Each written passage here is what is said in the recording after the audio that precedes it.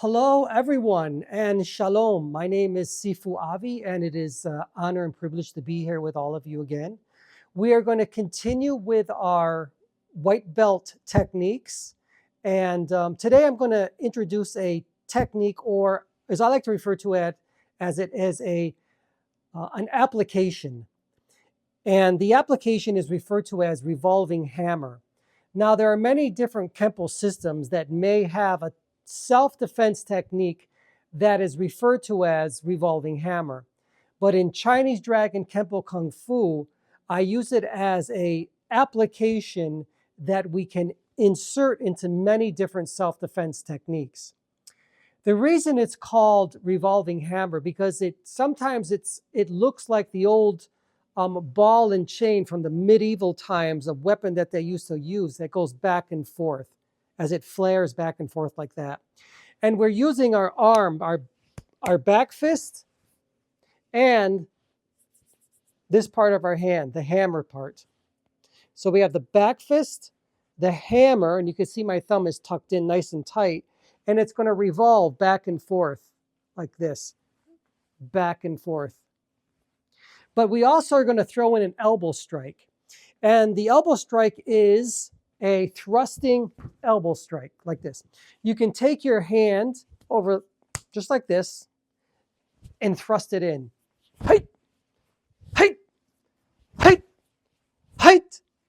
Or it can just go like this.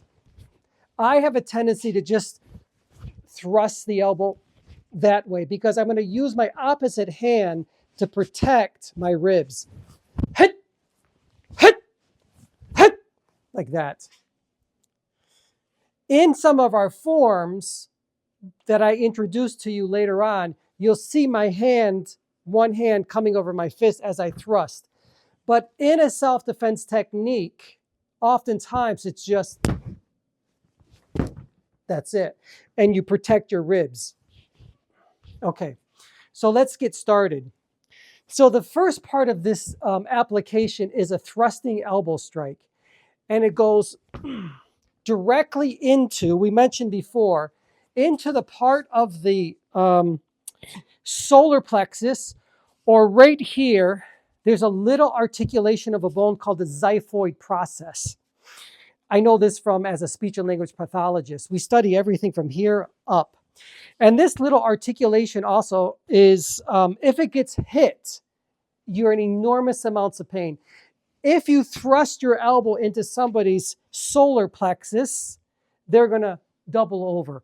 If you thrust it into someone a little bit higher into the heart chakra, they again will double over. So as you thrust, the backhand comes up. As the person is doubling over, and I knocked my microphone off. Again, elbow strike, thrusting elbow strike to the face, and then as the person is bending down, here comes the hammer. The hammer fist, 1, 2, 3. This is going to go primarily into the sacral chakra. It's not necessarily the root chakra or the groin, but it's the sacral chakra right here. Again, if you pound yourself there, it's going to hurt like hell. So again, it's 1, 2, 3. 1, 2, 3. 1, 2, 3. Hut, hut, hut. Hut, hut, hut. And that's all it is. It's a 1, 2, 3. 1, 2, 3. 1, 2, 3. That's all it is. That's called revolving hammer. And it's a technique that we use in Chinese Kempo and American Kempo. Different Kempo martial arts will use this. They may refer to it as something different. In Kung Fu, we would also use a lot of backhands or back fists and a lot of hammer strikes. Again, the hammer strike can come this way, it can come this way, it can go this way. It depends on where you want to use that hammer strike. It's not part of the 7 basic strikes, but it is a major strike. Oftentimes, a hammer fist will come across the temple. It can go into the ribs. Wherever you need to use it, that's where it goes. But today, we're just going to work on a 1, 2, 3, and that's what it is. And we'll see what it looks like from the back. I'm right-handed, so it's easier for me on my right side. So I often practice it a little bit more on my left side because it's a little bit more, it doesn't feel as natural. So I got to make it feel natural. Hut, hut, hut. Hut, hut, hut. Hut, hut, hut. Hut, hut, hut. 1, 2, 3. 1, 2, 3. 1, 2, 3. And that's what it looks like on the other side. If I were in a self-defense technique, I'd probably go to my right side. If I can't go to my right, I'm going to my left. So I practice it on both sides. Again, we have our heavy bag here.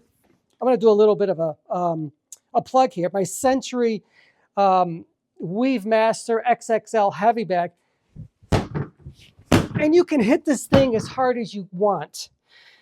If you were practicing with a partner, you cannot hit your partner like this as hard as you want because you're going to end up killing the poor person.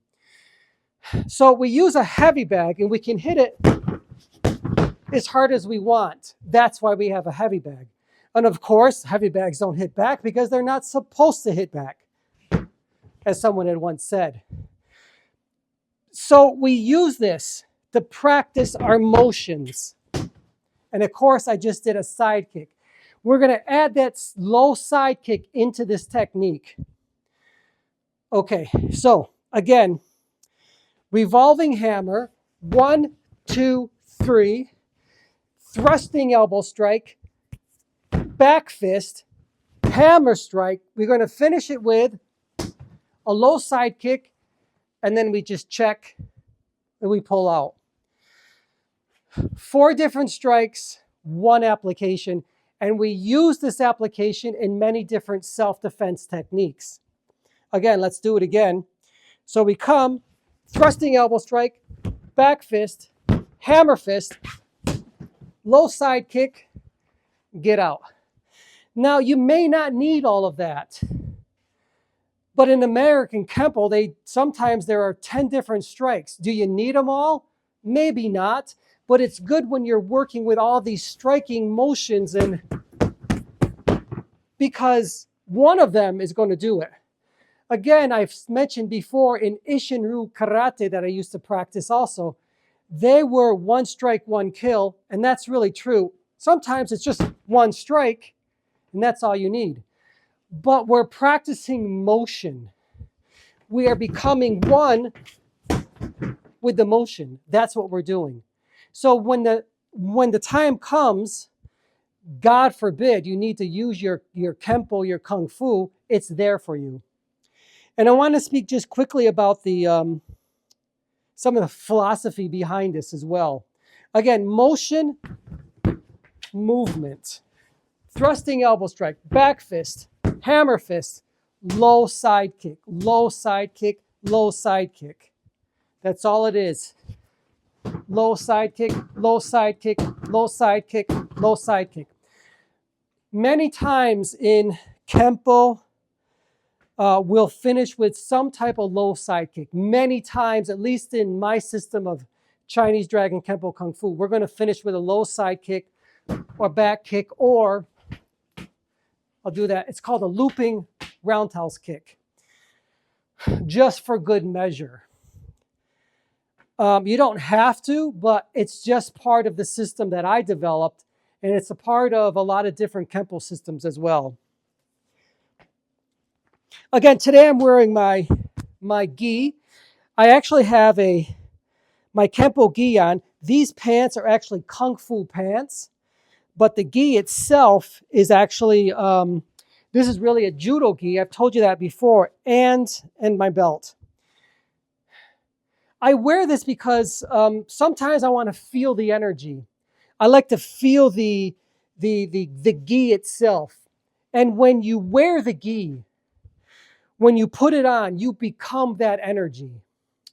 Become the energy that you want to demonstrate. If someone's getting in your face, that person is going to give you this energy. Not a very nice energy at all. Remember, what you put into the universe is going to mirror back to you. It's going to come back to you. As I said before, as a channeler, what I put into the universe is the energy that's going to come through me. So when I'm always practicing, I try to practice with the intention of, okay, love, grace, gratitude, one with energy, one with source, one with God, all of these things. But if this individual here is going to mirror this aggressive energy, you're going to be the mirror back to that individual. You will have to mirror that aggressive energy back to him or her as well. I want to make sure I bring in, remove this here, bring in the feminine energy as well, because we want to balance both masculine and feminine energies when we are practicing our martial arts. And what does that mean? That the two become one, okay? Two become one, two become one. When you understand that the two become one, that's when you know who you are. And we learn this through our motions and movements when we're practicing Chinese Dragon Kempo Kung Fu. I will do more types of Qigong, more types of meditation, and more education on the chakra system as we continue. So let's just review again. Revolving hammer, thrusting elbow strike, back fist, hammer fist, low side kick. Thrusting elbow strike to the xiphoid process or to the solar plexus, okay? Head's going to come down, back fist to the face. Most likely you're going to hit the tip of the nose, the vomer it's called, tip of the nose, that will break. Once that breaks or gets shoved up into the person's face, the eyes, there's going to be blood all over the place. I understand it can be very, it's very intense. And then it's going to go back down into the sacral chakra, and you're going to finish, push that person away, go, leave. You're not here to fight.